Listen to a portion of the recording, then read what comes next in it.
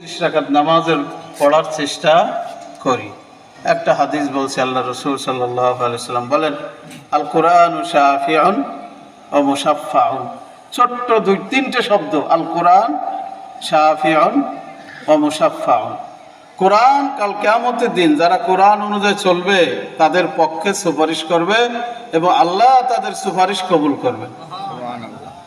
আসিয়াম ওয়াল কোরআন ইয়াশফাআন লিল আবদি ইয়াওমাল কিয়ামাহ।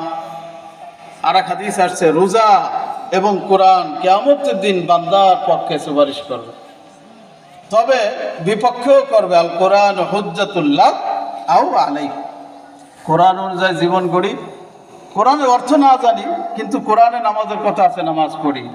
রোজার কথা আছে, রোজা রাখি।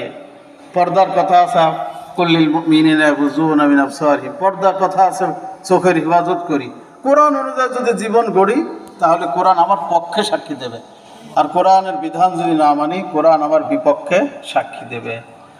শরীর আমাদের দায়িত্ব দুইটা, নিজে জাহান্নামের আগুন থেকে বাঁচা, স্ত্রী ছেলে মেয়ে আহাল, এই তিনটাই উদ্দেশ্য।